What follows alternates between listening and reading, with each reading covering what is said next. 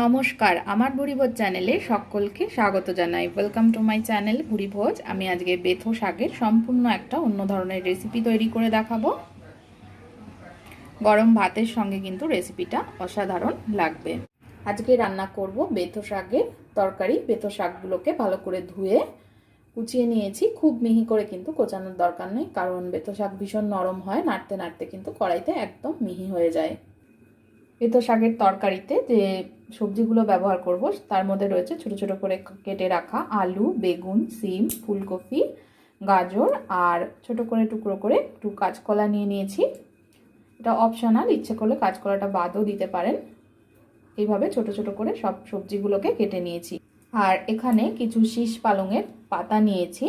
শীষ পালংয়ের ডালটাকেও ছোট ছোট টুকরো করে কেটে নিয়েছি। কড়াইটা ভালো করে গরম করে নিয়েছি। কড়াইয়ের মধ্যে দিয়ে দেব সর্ষের তেল। তেলটা ভালো করে গরম করে নিতে হবে। তেল ভালো করে গরম করে নিয়ে এর মধ্যে দিয়ে দেব 5 ফোড়ন। 5 ফোড়ন ভালো করে ভেজে নিয়ে এর মধ্যে সামান্য পরিমাণে একটু হলুদ গুঁড়ো দিয়ে দিচ্ছি থেতো করা আদা। ছোট চামচে 1 চামচ থেতো করা আদা দিয়ে দিলাম। আদাটাকে একটু ভেজে নেব। আদাটা ভাজা হয়ে গেলে এর মধ্যে যে ছোট ছোট করে সবজিগুলো কেটে রেখেছিলাম সেটা দিয়ে দিচ্ছি।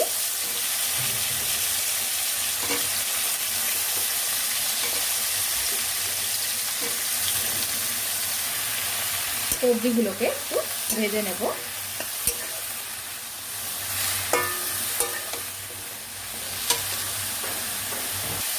সবজিটাকে 2 মিনিট মতো ভেজে নিয়ে এবার এর মধ্যে আমি একটু নুন অ্যাড করে দিচ্ছি। নুন দিয়ে এটাকে ভেজে নেব। 2 মিনিট মতন ভেজে নেওয়ার পরেই নুনটা অ্যাড করবেন, নইলে সবজিগুলো ভালো করে ভাজা হবে না।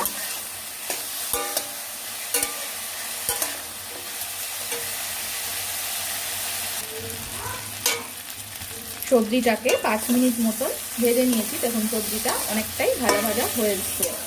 এবার আমি এর মধ্যে দিয়ে দিচ্ছি একটু জিরের গুঁড়ো। ছোট চামচের 1/2 চামচ মতো জিরের গুঁড়ো অ্যাড করে দিলাম। জিরের গুঁড়োটা মিশিয়ে নেব। দিয়ে দিচ্ছি একটু হলুদ গুঁড়ো।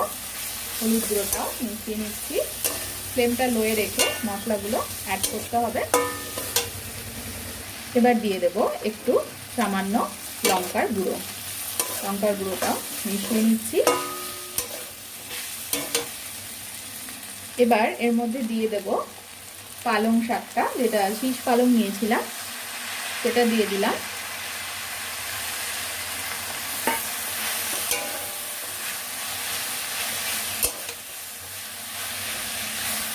পালং শাকটা মিশিয়ে নিচ্ছি। পালং শাক সবজির সঙ্গে একটু ভেজে নিয়েছি, নরম হয়ে গেলে এবার আমি বেথো শাকটা দিয়ে দিচ্ছি।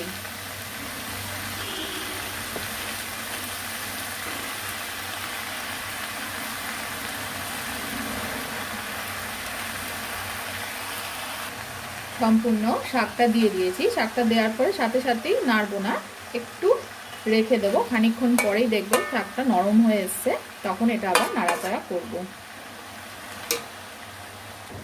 2 মিনিট পর ফিরে এসেছি। দেখুন এটা শাকটা থেকে জল বেরিয়েছে আর শাকটা নরম হয়ে এসছে অনেকটা। এবার কিন্তু নাড়তে সুবিধা হবে।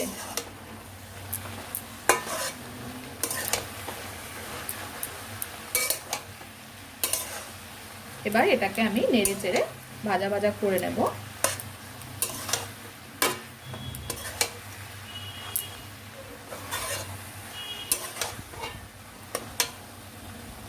শাকটা নাড়তে নাড়তে অনেকটাই নরম হয়ে গেছে।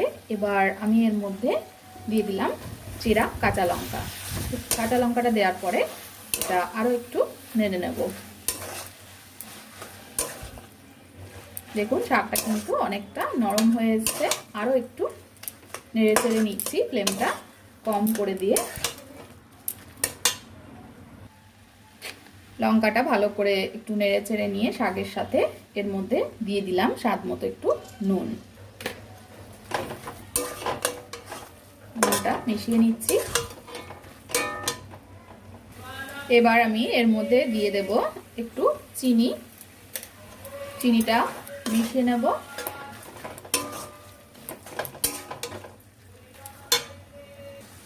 এবার এতে শেষে দিয়ে দিচ্ছি 2 চামচ, ছোট চামচের 2 চামচ সর্ষে কাঁচা লঙ্কা বাটা।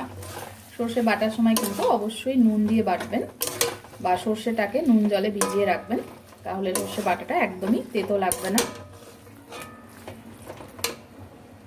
সর্ষে বাটাটা ভালো করে মিশিয়ে নিয়ে এর মধ্যে দিয়ে দেব গোলমরিচের গুঁড়ো। গোলমরিচের গুঁড়ো কিন্তু সর্দি কাশির জন্য ভীষণ উপকারী, আর লাস্টে বেশ খেতেও এটা টেস্ট হয়। গোলমরিচ গুঁড়ো দিলে ঝাল ঝাল একটা টেস্ট হয়।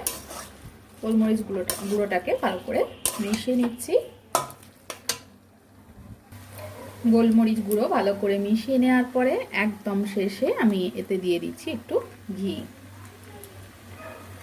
ছোট চামচে 2 চামচ মতো ঘি অ্যাড করে দেব।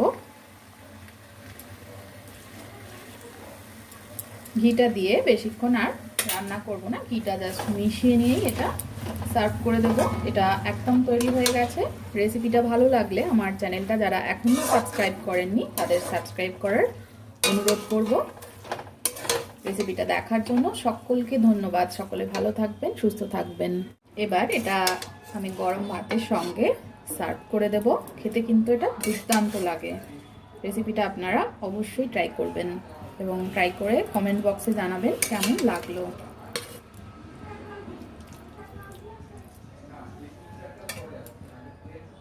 এর মধ্যে কিন্তু শেষে আপনারা ভাজা বড়িও অ্যাড করে দিতে পারেন, তাহলে খেতে কিন্তু আরো ভালো লাগে।